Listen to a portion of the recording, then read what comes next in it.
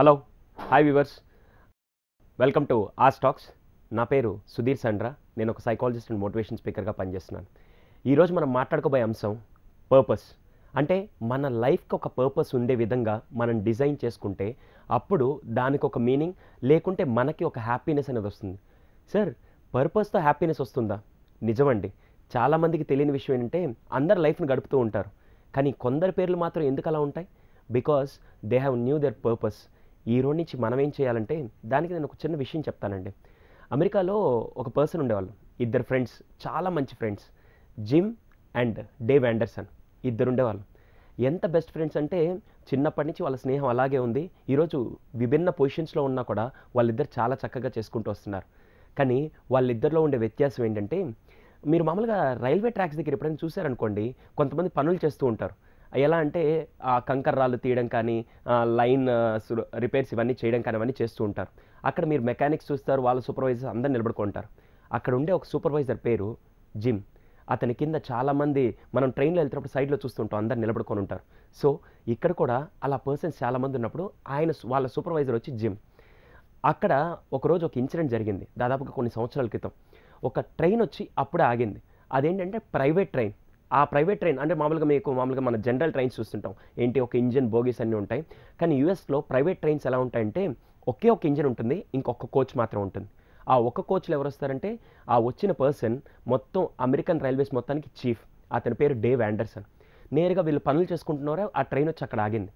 ఆగిన వెంటనే వాళ్ళు ఒక్కసారిగా చూస్తున్నారు, ఎవరన్నా సెలబ్రిటీ ఎవరన్నా వచ్చారా, లేకుంటే ఎవరైనా చూడంగానే చీఫ్ వచ్చున్నారు. సో ట్రైన్లో నుంచి ఆ మిర్రర్ ఇలా, గ్లాస్ డోర్ అలా ఓపెన్ అయ్యి చెయ్యి ఇలా బయటకు వచ్చింది. దాంట్లో నుంచి ఒక సౌండ్ వచ్చింది, hello Jim, how are you? ఆ జిమ్ ఎవరో కాదండి, అక్కడ నిల్చొని పనిచేస్తున్న సూపర్వైజర్. లోపల ఉండేది మొత్తం అమెరికన్ రైల్వేస్కి ఒక చీఫ్. ఒకసారిగా బయట నుంచి జిమ్ వచ్చి, hi Dave, how are you అన్నారు. పక్కన పనిచేసే వాళ్ళందరికీ ఏం అర్థం కాల. ఇతను చూస్తే మనకి సూపర్వైజరు, అతను చూస్తే అమెరికన్ రైల్వేస్ మొత్తానికి చీఫ్, వీళ్ళిద్దరు ఫ్రెండ్స్ అని చెప్పి అర్థం కాలేదు. వెంటనే లోపల నుంచి డేవ్ వచ్చి, హే జిమ్, భోజనం చేసావా? Why don't you join with me? నాతో జాయిన్ అవ్వచ్చు కదా అన్నాడు. వెంటనే జిమ్ నవ్వుతూ హ్యాపీగా లోపలికి వెళ్ళాడు. వీళ్ళందరూ బయట నిల్చొని ఆ సౌండ్స్, అంటే వాళ్ళు నవ్వుకుంటున్నారు, చిట్ చాటింగ్ అండ్ హ్యాపీగా ఎంజాయ్ చేస్తూ ఉన్నారు. దాదాపుగా 1 అవర్ లంచ్ కంప్లీట్ అయిపోయిన తర్వాత జిమ్ మళ్ళీ, బాయ్ డేవ్, నేను మళ్ళీ కలుస్తానని చెప్పేసి జిమ్ మళ్ళీ యథావిధిగా వర్క్ వచ్చేసాడు. ప్రైవేట్ ట్రైన్ అక్కడి నుంచి వెళ్ళిపోయింది. వెళ్ళిపోగానే ఒక్కసారికి ఈ పక్కన నిల్చున్న వాళ్ళందరూ ఇంకా షాక్ అండ్ సర్ప్రైజ్లో ఉన్నారు. ఏంటి మనం చూస్తున్నది నిజమేనా? ఒక అమెరికన్ రైల్వేస్ చీఫ్ అలాగే మన సూపర్వైజర్ ఇద్దరు ఫ్రెండ్సా? వీళ్ళు ఆ ఎగ్జైట్మెంట్ తట్టుకోలేక నేరుగా ఆయన అడిగారు, Jim, if you don't mind, మీకు డేవ్ తెలుసా అని. యా, హీఈస్ మై ఫ్రెండ్ అన్నాడు. Are you serious? అతను చీఫ్ ఆఫ్ అమెరికన్ రైల్వేస్, అతను మీకు ఫ్రెండ్ ఎలా అంటే, ఏం లేదు బాస్, నేను అతను ఇక్కడే దాదాపుగా 20 years బ్యాక్ ఇక్కడే కలుసుకున్నాం. ఇద్దరం ఇక్కడే వర్క్ చేయడం స్టార్ట్ చేసాం. నేను నార్మల్గా డబ్బుల కోసం వచ్చి వర్క్ చేయడం స్టార్ట్ చేశాను. అతని మాత్రం అమెరికన్ రైల్వేస్ కోసం పనిచేయడం మొదలుపెట్టాడు. అతని పర్పస్ వేరు, నా పర్పస్ వేరు. నా పర్పస్ నేను డబ్బులు సంపాదించుకుంటూ ఇక్కడే ఉండిపోయాను. అతని పర్పస్ మాత్రం ఎదుగుతూ ఎదుగుతూ ఈరోజు ఆ స్థాయికి వెళ్ళాడు. ఇక్కడ అర్థమవుతుందండి, మన లైఫ్కి ఫస్ట్ పర్పస్ తెలుసుకోకుండా జస్ట్ వచ్చి ఈరోజు చాలామంది జాబ్స్లో ఉండిపోయారన్నా, ఏదో పని చేస్తున్నారంటే బికాజ్ వాళ్ళు దానికి మాత్రమే అక్కడే స్టిక్ ఆన్ అయిపోయారు, కానీ వాళ్ళ విజన్ బాగా లేదు. అంటే ఇంకా ముందు చూసుకుంటూ ఉంటే డెఫినెట్గా వాళ్ళ పర్పస్ తెలుసుకున్న రోజు మాత్రం అవుతుంది. సార్, చిన్నప్పటి నుంచి అందరు చెప్తారు పర్పస్ తెలుసుకోవాలి, పర్పస్ తెలుసుకోవాలి, కానీ ఆ పర్పస్ ఎలా తెలుసుకుంటారు? దానికి ఒకే ఒక సింపుల్ ఫార్ములా ఏంటంటే, just ask a 3-letter word అండి. ఆ 3-letter వర్డ్ ఈరోజు నుంచి మీరు అడగడం మొదలు పెడితే మాత్రం మీ పర్పస్ ఏంటి మీకు తెలుస్తుంది. సార్, ఏంటి ఆ 3-letter వర్డ్? చాలా సింపుల్ అండి. ఆ 3-letter వర్డ్ ఏంటంటే WHY. ఎస్, మీరు విన్నది, నేను చెప్పింది రెండు రైట్. WHY. సార్, వై అనేది కూడా ఒక పర్పస్ తెలుసుకోవచ్చా? ప్రతి చిన్న విషయాన్ని, whenever you are going to do that thing, ఎప్పుడు ఏ వర్క్ చేయబోతున్నా కూడా జస్ట్ ఈ క్వశ్చన్ అడగండి, వై. ఈరోజు నేను ఇక్కడికి వచ్చి మీకు ఇక్కడ ప్రోగ్రామ్ ఇస్తున్నానంటే నాకు ఒక పర్పస్ ఉంది. నా నాలెడ్జ్ని అందరితో షేర్ చేయాలని ఒక పర్పస్తో నేను ఇక్కడికి వచ్చాను. అర్థమవుతుందండి? ప్రతి పని, ఈరోజు ఆఫీస్కి వెళ్తున్నారంటే జీతం కోసం వెళ్తున్నామని కాకుండా దాంట్లో మీరు ఏదైనా తీసుకొని వచ్చే విధంగా, ఇంకా నాలెడ్జ్ని కానీ లేకుంటే ఇన్ఫర్మేషన్ తీసుకొని వచ్చే విధంగా మీ పర్పస్ని మీరు డిజైన్ చేసుకోవాలి. సార్, ఇది ఒక ఏజ్లో వస్తుందా, ఎప్పుడైనా తీసుకోవచ్చా? ఫస్ట్ మీకు చెప్పాలంటే ఈ పర్పస్ ఎప్పుడైనా కనుక్కోవచ్చు. చాలామందికి మీరు కేఎఫ్సీ పర్సన్ పేరు వినుంటారు. కేఎఫ్సీ పర్సన్కి ఆ పర్పస్ ఎప్పుడు తెలిసిందంటే 60 yearsకి తెలిసింది. అప్పటిదాకా అతను ఏంటంటే నేను ఒక బిగ్ ఫెయిల్యూర్ అనుకుంటూ ఉన్నాడు. కానీ దాని తర్వాత తెలిసింది. సో లైఫ్లో ఎప్పుడొకప్పుడు ఆ పర్పస్ తెలుసుకునే టైం వస్తుంది.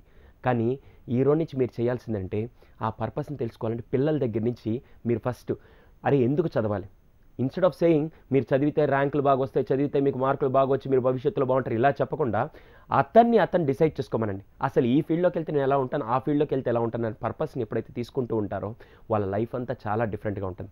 ఈరోజు ఎప్పుడైనా మీరు సచిన్ టెండూల్కర్ మైక్ పట్టుకొని మైసెల్ఫ్ సచిన్ టెండూల్కర్ నేను ఇండియన్ టీంని రిప్రజెంట్ చేస్తున్నానని చెప్పి ఎప్పుడైనా అన్నారా? మీరు ఎప్పుడైనా నరేంద్ర మోదీ మైక్ పట్టుకొని myself Narendra Modi prime minister of India అని చెప్పి ఎప్పుడైనా ఇంట్రడ్యూస్ చేసుకున్నారా? బికాస్ వాళ్ళు వెళ్ళే ముందే వాళ్ళ సక్సెస్ అక్కడ ప్రెజెన్స్ ఇస్తూ ఉంది. ఈరోజు మీ ఐడెంటిటీ అడిగితే ఏం చెప్తారు? ఎన్నో సినిమాలు ఉన్నాయి, కానీ ఒక్క సినిమాకి మాత్రం లాస్ట్ ఒక స్టాంప్ వచ్చి పడుతుంది. ఏంటది? రాజమౌళి. అర్థమైందా? ఇవన్నీ ఏంటంటే వాళ్ళ ఐడెంటిటీ ఎలా క్రియేట్ చేసుకున్నారు, వాళ్ళ పర్పస్ వాళ్ళకి తెలిసింది కాబట్టి. ఈరోజు నేను మిమ్మల్ని నా క్వశ్చన్ అడిగాను అనుకోండి, మీ పర్పస్ ఏంటి?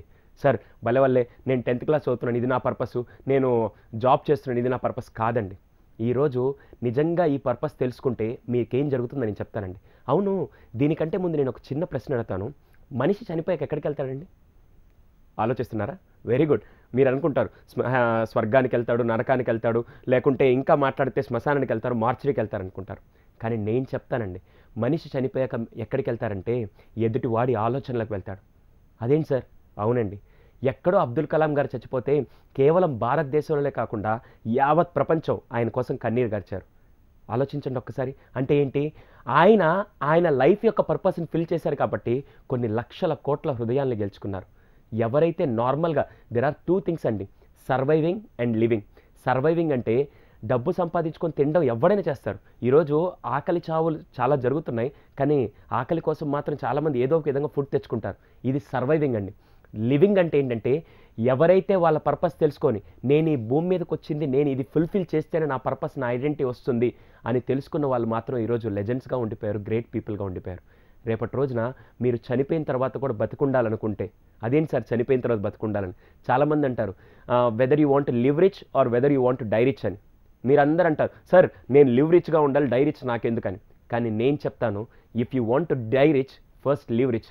సార్ ఇక్కడ రిచ్నెస్ అంటే మీరు అనుకున్న డబ్బులు కాదండి. ఇక్కడ రిచ్నెస్ ఏంటంటే బతికినంత కాలం ఎంత గొప్పగా బతికితే చనిపోయినప్పుడు అంత గొప్పగా మీరు అందరి గుండెల్లో బతుకుంటారు. దీనికి మంచి ఉదాహరణ నాకు తెలిసి ఒక మదర్ తెరీసా గురించి చెప్పొచ్చు, లేకుంటే స్వామి వివేకానంద గారి గురించి చెప్పొచ్చు. వాళ్ళందరూ వాళ్ళ లైఫ్ పర్పస్ తెలుసుకున్నారు. మీరు ఒక్క నిమిషం మిమ్మల్ని క్వశ్చన్ చేసుకోండి, ఈరోజు మీరు సర్వైవింగ్లో ఉన్నారా, లివింగ్లో ఉన్నారా? సర్వైవింగ్లో ఉంటే మాత్రం మీకు ప్రశాంతంగా నిద్ర పట్టినా అది అంటే పెద్ద విషయం కాదు. లివింగ్లో మాత్రం ప్రతిరోజు నిద్రపోతున్నప్పుడు మాత్రం చాలా ఆనందంగా నిద్రపోతారు. అర్థమవుతుందా? ఎందుకంటే ఇక్కడికి నాకు వచ్చిన దానికి నేను 100 మందికి ఇలా చేశాను, లేకుంటే ఇలా చేశాను, నా లైఫ్ పర్పస్ నేను తెలుసుకున్నానని చెప్పి ఫస్ట్ తెలుసుకుంటారు. అందుకని ఈరోజు నుంచి మీ పిల్లల్లో ఫస్ట్ ఇది చదివితే మీకు ఐఐటీ ర్యాంక్స్ వస్తాయి, ఇది చదివితే మీరు ఇలా ఉంటారని చెప్పే బదులు అరే నువ్వు ఏది చేస్తే నీ లైఫ్ పర్పస్ ఫుల్ అవుతుంది అనేది ఆ సీక్రెట్ ఫార్ములా వాళ్ళకి చెప్పండి. ఇది తెలియకే చాలామంది ఈరోజు డబ్బు సంపాదిస్తున్నారు, చాలామంది మంచి మంచి కార్లు, బిల్డింగ్లు అన్నీ కొనుక్కుంటున్నారు, కానీ ఒక్కరు కూడా జీవితాంతం బతికుండలేకపోతున్నారు. బతికుండడం అంటే ఫిజికల్గా కాదండి, మెంటల్గా అందరి హార్ట్స్లో ఉండడం. అది కేవలం పర్పస్ తెలుసుకున్న రోజే వస్తుంది.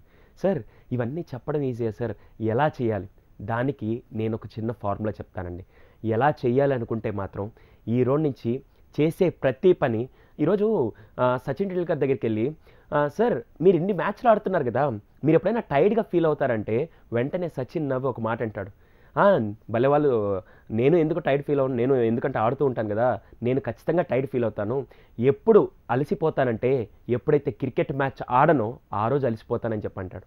అంటే ఇప్పుడేంటి, ఆయన పర్పస్లో ఉన్నప్పుడు ఆయనకు అసలు టైర్డ్నెస్ అనేది తెలియదు. ఏఆర్ రెహమాన్ వెళ్ళి అడిగారు, సార్ మీరు ఇన్ని సంవత్సరాల నుంచి మ్యూజిక్ వాయిస్తూ ఉన్నారు కదా, మీకు ఎప్పుడు బోర్ ఫీల్ అవుదా అంటే వెంటనే ఆయన అంటాడు, ఎందుకు బోర్ ఫీల్ అవుతుంది, ఖచ్చితంగా ఎప్పుడైతే నా లైఫ్లో ఎప్పుడైతే మ్యూజిక్ వాయించడం ఆపేస్తానో ఆ రోజు నేను బోర్ ఫీల్ అవుతానంటాడు. ఈ రోజు నుంచి ఫస్ట్ అది తెలుసుకున్న రోజు. ఇది నాకు బాగా నేర్పించిన ఒక గ్రేట్ పర్సన్ ఎవరంటే ఏఆర్ రెహమాన్ గారు. సార్ మీరు అతని ఫ్రెండా? కాదండి, కానీ ఆయన లైఫ్ చాలా నాకు బాగా నేర్పించింది.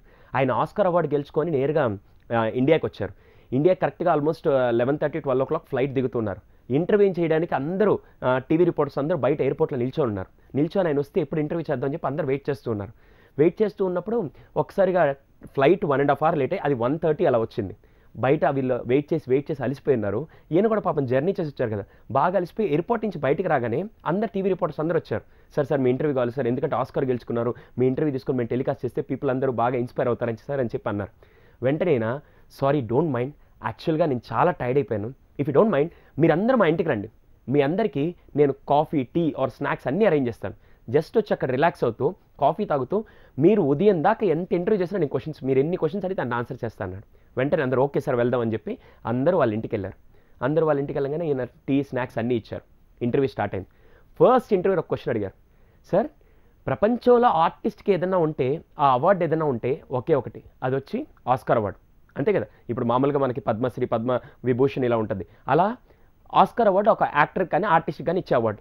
దాంట్లో మీరు ఆల్రెడీ అవార్డు తీసుకున్నారు, ఇంకా ఈ రోజు నుంచి మీకు మ్యూజిక్కి దేనివల్ల మీకు అవార్డ్స్ ఇస్తారు, అసలు మీకు ఇంకేం అవార్డ్స్ లేవు కదా ఇవ్వడానికి, అలాంటప్పుడు ఇంకా మ్యూజిక్ వాయించడం మీకు ఎందుకు సార్, నాకు తెలిసి మీ లైఫ్ ఇక్కడికి ఎండ్ అయిపోయిందంటే అప్పుడు ఆయన నవ్వుతూ ఒక మాట అన్నాడు, ఇంటర్వ్యూ గారు చాలా మంచి ప్రశ్న అడిగారు, కానీ మీ దృష్టిలో ఈ అవార్డు నార్మల్గా, నా దృష్టిలో ఈ అవార్డు ఏంటంటే మీరేదో పెద్దది అనుకుంటున్నారు, నా దృష్టిలో ఈ అవార్డే కాదండి, ఎందుకంటే ఇది కేవలం అక్కడ కూర్చున్న 10 మంది జడ్జిలకు నా మ్యూజిక్ నచ్చింది కాబట్టి వాళ్ళు ఈ అవార్డు ఇచ్చారు, కానీ నా లైఫ్లో నిజమైన అవార్డు ఏంటంటే నా మ్యూజిక్ వల్ల 10 మంది జీవితాలు బాగుపడినా, నా మ్యూజిక్ వల్ల ఒకరు ఆత్మహత్య చేసుకోకుండా వాళ్ళ లైఫ్ నిలబడినా, అలాంటిది ఏదైనా జరిగితే అప్పుడు నా లైఫ్కి నిజమైన పర్పస్ వచ్చినట్టు, అప్పుడు అది కరెక్ట్ కానీ అని చెప్పి ఇప్పుడు అర్థమవుతుందా.